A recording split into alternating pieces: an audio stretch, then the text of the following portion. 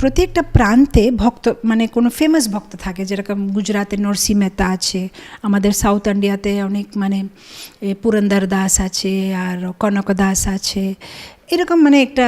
তো মহারাষ্ট্রতে মানে কি বলে জানাবাই বলে একটা খুব মহান ভক্ত, মানে উনি ছিলেন একটা ভক্তের বাড়িতে কাজ করার মেয়ে। তো ওনার মানে অনেক কাজ থাকে তখনকার দিনে। তো ওই মানে ধান টানে পিসতে জুনে চকি টকি ঘোরাতে হবে, অনেক কিছু কাজ করতে হবে বাড়িতে। তখনকার দিনে তো মশালাগুলো রেডিমেড পাওয়া যেত না, একটা কিছু সবজি বানাতে জুনে যে মশালাগুলো নিজেই কুটতে হবে, বানাতে হবে। কিন্তু উনি এত সুন্দরভাবে ভগবানের জন্য সুন্দর সুন্দর গান লিখতেন, সুন্দর সুন্দর গান গাইতেন, যে প্রতিদিন রাত্রে বাড়িতে সবাই ঘুমিয়ে যাওয়ার পরে জানাবাই বাড়ির কাজগুলো করতেন। তো ভগবান নিজে এসে ওনার কাছে বসে ওনার গানগুলো শুনতেন। তো গানের মাঝে মাঝে ওনাকে মানে গানটা স্টপ করতে হয়, কেন কিছু একটা নিয়ে আসবে, কিছু একটা পিসবে। তখন ভগবান ওনাকে বলে, দেখো জানাবাই, তুমি মাঝে মাঝে গানটা বন্ধ করবে না, তুমি গাও, আমি নিয়ে আসবো। তার মানে ভগবান গিয়ে নিয়ে আসতো, ভগবান গিয়ে ওই যে চক্কিগুলো পিসতো, ভগবান মানে সব কাজগুলো করতো। তো মানে এত ভগবান এরকম সম্বন্ধটা খুব পছন্দ করে, মানে নিজে হয়ে কোনো দিন চাকর হয়ে সেবা করতে চায় ভক্তের, কোনো দিন একটা বন্ধু হয়ে ওর সাথে কিছু একটা খেলা প্রেমের আদান প্রদান করবে। তো এরকম ভগবান মানে খুব এনজয় করে। ইনফ্যাক্ট আমি এক জায়গাতে শুনেছিলাম যে ভগবান একবার দুর্যোধনের ম্যাসাজ করেছে। কিভাবে আমি বলবো, দুর্যোধন তো ভক্ত না, আমি বলবো কি দুর্যোধনের একটা নাপিত ছিল। তো এই নাপিতটা ভগবান কৃষ্ণের ভক্ত, কিন্তু একবার এরকম কিছু মানে কারণ হয়েছে যে ও নাপিতটা ঠিক সময়ে যেতে পারে না, যে প্রতিদিন যে দুপুরবেলা দুর্যোধনকে মানে ম্যাসাজ করতে হবে না, চুল কাটতে হবে, তো সে সময়ে যেতে পারেনি। আর ও ভগবানের ভক্ত, তো ভগবান চায় যেন ওকে বাঁচাবে, নাহলে দুর্যোধন তো অনেক শাস্তি দেবে। তো ভগবান সেদিনে ও দুর্যোধনের নাপিতের মানে ফর্মটা ধরে, নাপিতের রূপ নিয়ে দুর্যোধনের কাছে যায় আর দুর্যোধনকে মানে ম্যাসাজ করে। আর দুর্যোধন ভাবছে যে আজকে ম্যাসাজের এত আনন্দ লাগছে কেন, বাবা তুমি কতবার আমাকে ম্যাসাজ করেছো, কিন্তু আজকে একটা আলাদা রকমের আনন্দ আসে, যেহেতু ভগবান মানে নিজে করছে। তো ভক্তের জন্য ভগবান মানে সব কিছু করতে রেডি। ইনফ্যাক্ট আমাদের গুজরাতে একটা ভক্ত আছে খুব ফেমাস, মানে কি বলে নরসিং মেহতা বলে ওনার নাম। উনি খুব ফেমাস ভক্ত। উনি যেরকম আমাদের চণ্ডীদাস সুন্দর সুন্দর ভজন আছে, জয়দেব গোস্বামী, এরকম নরসিং মেহতা খুব সুন্দর সুন্দর ভগবান ভজন লিখেছে গুজরাটি ভাষাতে। তো উনি খুব শুদ্ধ ভক্ত, কিন্তু উনি ছিলেন খুবই গরিব, মানে এত গরিব যে বাড়িতে কিছু বেশি খাবারে থাকতো না। আর যেরকম মহারাষ্ট্রে তুকারাম ভক্ত, মানে এরকম সিচুয়েশন ওনার। তো একবার এরকম হয় যে নরসিং মেহতার বড় ভাই যে সে প্রতি বছরে ওদের মানে যে বাবা মারা যাওয়ার পরে যে প্রতি বছরে শ্রাদ্ধ করতে হয় না, শ্রাদ্ধ সেরেমনি, তো প্রতিবারই নরসিং মেহতার বড় ভাই বাড়িতে সব ব্রাহ্মণদেরকে ডেকে শ্রাদ্ধ সেরেমনি করে সবাইকে খাওয়ায়। তো এই বছরে নরসিং মেহতার ভাই এসে কিছু উল্টাফুল্টা কথা বলছে, যে প্রতি বছরে আমাকে করতে হয়, তুমি কিছু টাকা পয়সা আমাকে দাও নেই, কিরকম তুমি সবসময় হরে কৃষ্ণ হরে রাম ভজন করতে থাকো, মানে অনেক রেগে যায়। তো রেগে যাওয়ার ফলে কি হয়, নরসিং মেহতা কিছু বলে নেই, চুপ থাকে। কিন্তু নরসিং মেহতার যে ওয়াইফ, সে আর সহ্য করতে পারেনি। তো সে মানে বলে ফেলে যে ঠিক আছে, আপনাকে এত বেশি আমাদেরকে শোনাতে হবে না, এবারে শ্রাদ্ধ আমরা করে নেব, আপনি নিজেরটা নিজে করে নিন, আমরা নিজে আলাদা করে নেব। তো যখন এরকম কথা বলে তখন ওনার যে বড় দাদা, সে রেগে মানে চলে যায়। এখন ওর যাওয়ার পরে নরসিং মেহতা ওর ওয়াইফকে জিজ্ঞেস করছে, তুমি এরকম কেন বললে, আমাদের কাছে তো পয়সা নেই, আমরা কীভাবে শ্রাদ্ধ করব। নরসিং মেহতার বউ বলছে, দেখো আমার কাছে নথনি আছে, মানে ওই যে মেয়েরা পরে না নাকের উপরে, বলছে আমার কাছে একটা সোনার নথ আছে, সে নথটা আমি আপনাকে দিচ্ছি, সেটা আপনি বিক্রি করে কিছু কিছু নিয়ে আসেন, এক দুটো ব্রাহ্মণকে ডেকে আমরা খাইয়ে দেবো। দাদা যে এত বেশি বলে যায়, আমি আর শুনতে পাই না কানে। নরসিং মেহতা বলছে ঠিক আছে, তাহলে দো, তোমার নথনিটা দো, আমি বিক্রি করি। এখনও নথটা নিয়ে যায়, বিক্রি করে যতটুকু পয়সা আসে সেখান থেকে যে পূজার সামানগুলো কিনে, আর আধা কেজি ঘি লেখা আছে লিস্টের ভিতরে, কিন্তু পয়সা শেষ। এখন আর ও ঘিটা কী করে নিয়ে আসবে? তখন দোকানে যায় আর কাউকে বলে একটু আধা কেজি ঘি দাও। যখন আধা কেজি ঘি দিয়ে দেয় তখন নরসি মেহতা বলছে দেখো আমার কাছে পয়সা নেই, আমি কালকে নিয়ে এসে দেবো।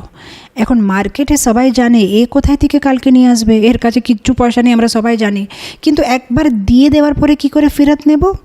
তখন এই দোকানদার তো খুব স্মার্ট আছে, বলছে নরসি মেহতা তুমি আগে বলতে পারতে, এই ঘি তো তুমি তোমার বাবার শ্রাদ্ধের জন্যে, কিন্তু আমি তোমাকে বলতে ভুলে গেছি কালকে রাত্রে ঘিয়ের ডব্বার ভিতরে একটা টিকটিকি পড়ে গেছিলো। এখন যেই ঘি ভিতরে টিকটিকি পড়ে গেছে সেই ঘিটা শ্রাদ্ধতে ব্যবহার করা ভালো না, ঘিটা ফেরত দিয়ে তো তুমি অন্য দোকান থেকে নিয়ে নাও। এখন প্রত্যেকটা দোকানে যাচ্ছে সেই জিনিসটা, আধা কেজি ঘি কেউ ধার দিতে চাচ্ছে না, যেখানে যাবে সবাই মানে একই কথা বলছে, অন্য কিছু মানে বাহানা দিচ্ছে না, আমার ঘিটা এত ভালো কোয়ালিটি নেই, আর ঘিয়ের স্টকটা এই তো শেষ হয়ে গেল, তুমি একটু আগে আসতে পারতে। এখনই বুঝতে পারছে না কী করব, লেট হয়ে যাচ্ছে। কেন 12টা 1টা দিকে মানে রান্না শেষ করে শ্রাদ্ধের পূজা করে ব্রাহ্মণকে খাওয়াতে হবে।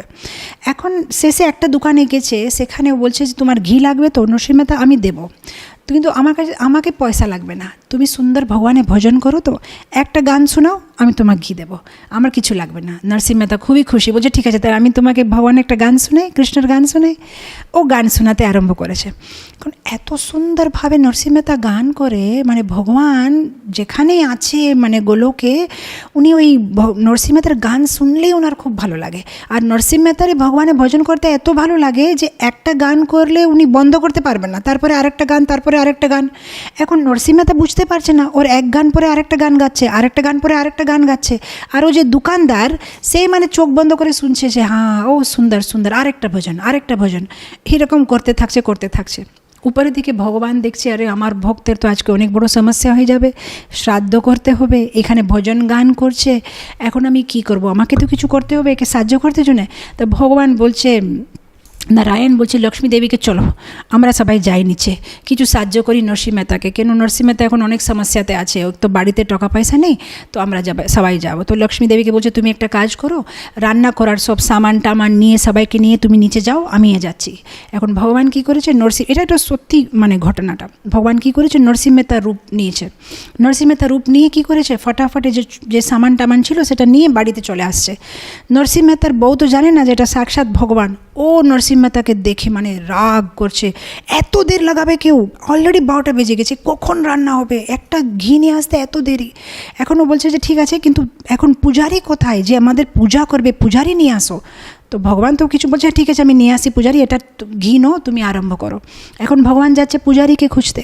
যখন সবার বাড়িতে একটা কুলপুরোহিত থাকে যে মানে এই শ্রাদ্ধ টাদ্ধ করবে, তো কুলপুরোহিত কাছে ভগবান চলে গেছে, বলছে আমি এসেছি, আপনি আমার বাড়িতে চলেন শ্রাদ্ধ সেরেমনি করতে জন্য। এখন ওনার বাড়ি ছিল মানে 2 ফ্লোর, তো উপর থেকেই নরসি মেহতাকে দেখে বলছে আমি আসবো না তোমার বাড়িতে, তুমি কীরকম যজমান, এত বছরে আজ পর্যন্ত আমাকে একবারও তুমি ডাকো না, একবারও ভালোভাবে কিছু খাওয়াও নেই, একবারও কিছু ভালো দান দাও নেই, তোমার বাড়িতে আমি পূজা করতে আসতে পারি না, আমি তোমার ভাইয়ের বাড়িতে যাব, তোমার দাদার বাড়িতে যাব, ওর বাড়িতে করবো, তোমার বাড়িতে যাব না। তখন ভগবান মানে নরসি মেহতা যে রূপ ধারণ করেছে ওকে রিকোয়েস্ট করছে, এরকম বলবেন না, আপনি হচ্ছেন আমার কুলপুরোহিত, আপনি না করলে কে করবে, এবার আমি আপনাকে ভালো দান দেবো, তোমার কোথার বিশ্বাস নেই। তো মানে শুনতে চাচ্ছে না। তারপরে ভগবান রেগে গেছে, বলছে তাহলে তোমার এটা ফাইনাল কথা, তুমি আসবে না পাক্কা? বলছে হ্যাঁ ফাইনাল কথা, আমি আসবো না। বলছে এরকম না, পেপারে লিখে দিয়ে দাও যে আজ থেকে আমি তোমার কুলপুরোহিত না, তুমি আমার যজমান না, সাইন করে দিয়ে দিন। বলছে ঠিক আছে সাইন করে দিয়ে দেবো, ওটাতে কী বড়ো কথা আছে। পেপার নিয়ে সাইন করে মাথার উপরে ফেলে দিয়েছে, বলছে আর আসবে না কোনোদিন আমার বাড়িতে। এখন ভগবান ওর পেপারটা নিয়ে খুঁজছে, বলছে এখন আর কি করব, কাকে? তখন দূরে থেকে দেখছে একটা কৃষি মানে কি বলে, একটা কৃষক মানে যে ফার্মিং করে, একটা কৃষক কিন্তু ব্রাহ্মণ, আর খুব সুন্দর গোবিন্দ জয় জয়, গোপাল জয় জয়, ভগবানের নাম নিতে নিতে মানে খুব সুন্দরভাবে ওখানে চাষ করছে, জমিন চাষের কাজ করছে। ভগবান ওকে মানে হাত ধরে নিয়ে আসছে। এখন ভগবান তো নরসি মেহতা রূপে আছে। এই যে কৃষক বলছে কী হলো নরসি মেহতা, আমাকে ডাকছো যে? বলছে তুমি তো ব্রাহ্মণ। বলছে হ্যাঁ জন্ম থেকে ব্রাহ্মণ। বলছে চলো তাহলে আমার বাড়িতে শ্রাদ্ধ করো। বলছে আমি কিচ্ছুই জানি না, আমি শুধু গোবিন্দ জয় জয় বলতে পারি, ওটা ছাড়া আমার একটাও মন্ত্র জ্ঞান নেই। এখন নরসি মেহতা বলছে দেখো তুমি তো ব্রাহ্মণ আছো সেটাই আমার যথেষ্ট, আর আমার কিছু লাগবে না, তুমি চলো আমার বাড়িতে।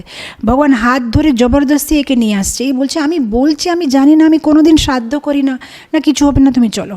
ভগবান ওকে নিয়ে চলে এসেছে, বাড়িতে নিয়ে গিয়ে একটা পিঠাতে বসিয়ে দিয়েছে। এখন বলছে দেখো নরসিংহ মেহতা, আমি তোমাকে আবার বলছি আমি কিছু জানি না, আমি মন্ত্রতন্ত্র কিছু জানি না।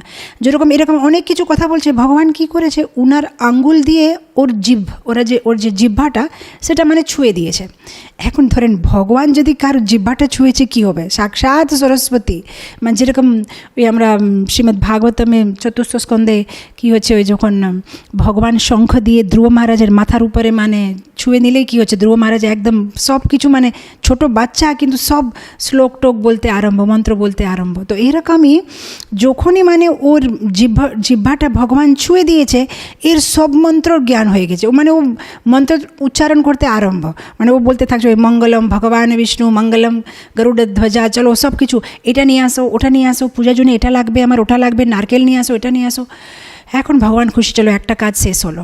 এখন এই পূজার সামান লাগবে তো এখন ভগবান মানে ওই পূজারীর কাছে খুব সুন্দরভাবে পিঠাতে বসে বসে ওর বউকে ডাকছে, মানে ভগবান নরসিংহ মেহতা রূপে ওর বউকে ডেকে বলছে তাহলে একটা কাজ করো, পূজারীর জন্য একটা সোনার পিঠা নিয়ে আসো, আর আমার জন্য একটা সোনার পিঠা নিয়ে আসো, আর সোনার সব যেটা মানে আরতি করার যেটা মানে থাকে না, ওই যে শঙ্খ, ছোটো ছোটো বাটি, প্লেট, সব কিছু সোনার নিয়ে আসো।